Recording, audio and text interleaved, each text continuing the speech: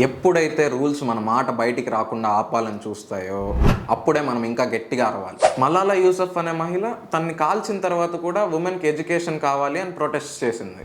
ఎప్పుడైతే రూల్స్ మనల్ని లిమిట్ చేస్తాయో అప్పుడే మనం ఇంకా పెద్ద కలలు కనాలి. ఆ రోజుల్లో రైట్ బ్రదర్స్ మనుషులు ఎగరగలరు అని నమ్మలేకపోయింటే ఈ రోజు మనం విమానాల్లో తిరగగలిగే వాళ్ళమా? ఎప్పుడైతే ఒక సొసైటీ పెట్టిన రూల్ వల్ల జస్టిస్ జరగట్లేదు అని మనం నమ్మితే దానికి వ్యతిరేకంగా మనం నిలబడగలగాలి. నెల్సన్ మండేలా 27 సంవత్సరాలు జైల్లో గడిపారు రేసిజంకి అగెన్స్ట్ గా వెళ్ళినందుకు. కానీ చివరికి ఆయనే గెలిచారు. మనం అందరం గుర్తుపెట్టుకోవాల్సిన విషయం ఒకటి చెప్తా.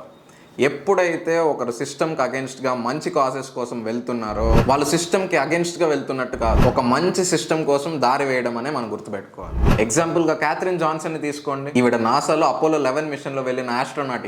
ఈవిడ టైంలో అసలు నాసాలో ఉమెన్నే హైర్ చేసుకునే వాళ్ళు కాదు. ఈవిడ ధైర్యంతో, ఈవిడ టాలెంట్తో ఈ రోజు నాసాలో పనిచేసే ప్రతి మహిళకి ఆదర్శంగా నిలిచారు. ఈ జెండర్ బ్యారియర్స్ని బ్రేక్ చేయాలి అని ఆ రోజు ఆవిడ అనుకోకపోయింటే ఈ రోజు ఇంతమంది ఉమెన్ నాసాలో పనిచేసే వాళ్ళు అనుకుంటున్నారా?